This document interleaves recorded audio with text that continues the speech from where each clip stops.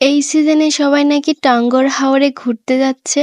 বৃষ্টিতে যে হারে আমার এলাকায় পানি জমেছে, মনে হচ্ছে ছোটখাটো একটা টাঙ্গর হাওর আমার এলাকায় চলে আইছে।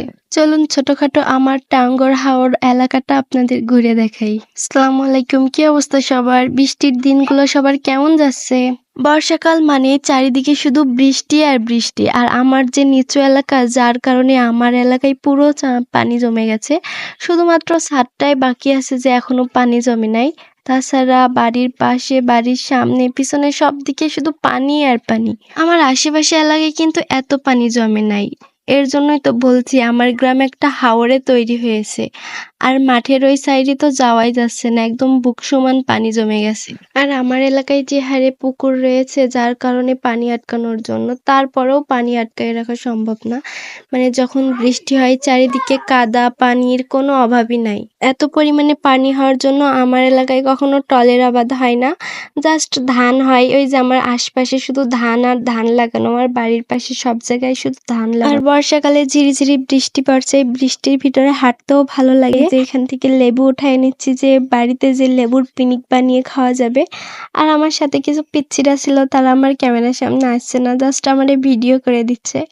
আর আমি এখান থেকে লেবু নিয়ে নিলাম। আর গ্রীষ্মকাল শেষ মানে বর্ষাকাল শুরু, আর বর্ষাকাল আসলেই তো চারিদিকে পানি, খাল, বিল, নদী নালা, গ্রামের তো সব দিকে পানিতে ভরপুর থাকে।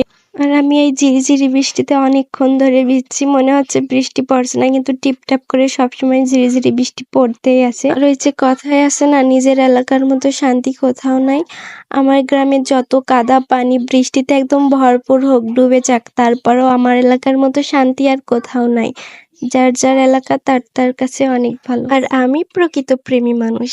প্রকৃতি যেভাবে আমাকে সুখটা দেয়, এই সুখটা হয়তো কোথাও পাওয়া যায় না। প্রকৃতি আমাকে সুখ দেয়, শান্তি দেয়, স্বচ্ছতা দেয়, পবিত্রতা দেয়, প্রকৃতিকে ভালোবাসতে বাধ্য করে, একাকিত্ব উপভোগ করার একটা সময় দেয়, নিজেকে নিজের চেনার মতো একটা সুযোগ দেয়। এইগুলোর জন্যই প্রকৃতি আমার খুব পছন্দ।